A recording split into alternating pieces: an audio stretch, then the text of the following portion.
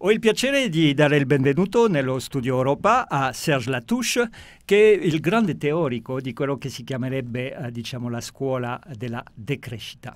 Allora, Serge Latouche, si è parlato molto di decrescita in Europa con la crisi economica, particolarmente in Grecia, dove il PIL è caduto di più di 30% da 5 anni.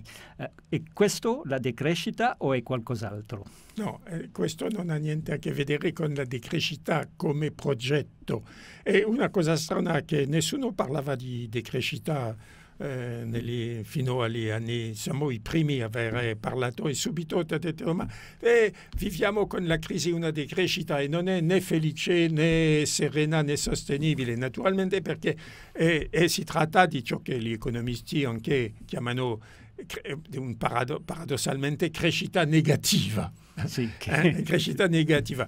Decrescita è il fatto che è uno slogan per dire che dobbiamo uscire dalla religione della crescita e uscire di questo sistema che è basata sulla crescita per la crescita. Crescita illimita. Uscire da una società di crescita. Naturalmente ci sono un sacco di cose che devono crescere, la qualità della vita, la qualità anche dell'aria, che è molto velenosa, la qualità delle relazioni sociali, eccetera. Delle relazioni sociali, ma anche dell'acqua, di tutte queste cose.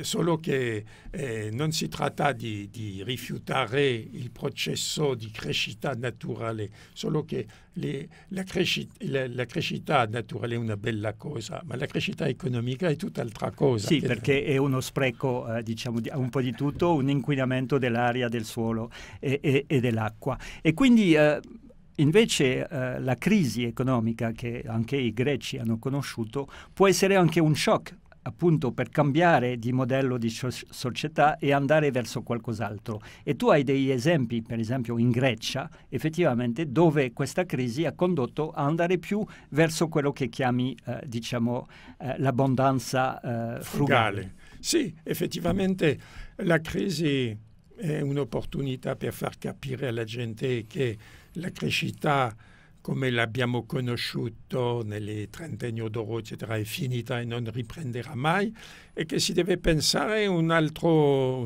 modo di vivere, di produrre, di consumare. E per questo cambiare totalmente il pensiero, cambiare decolonizzare l'immaginario.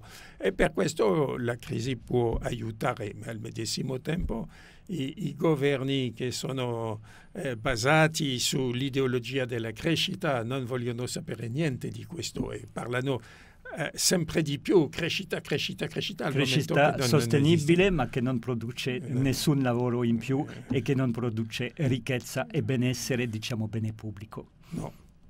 Grazie a Serge Latouche, e ricordo che noi parliamo del suo libro nella nostra trasmissione Un libro per l'Europa. Il libro si chiama L'economia è una menzogna, pubblicato da Bolatti nel 2014.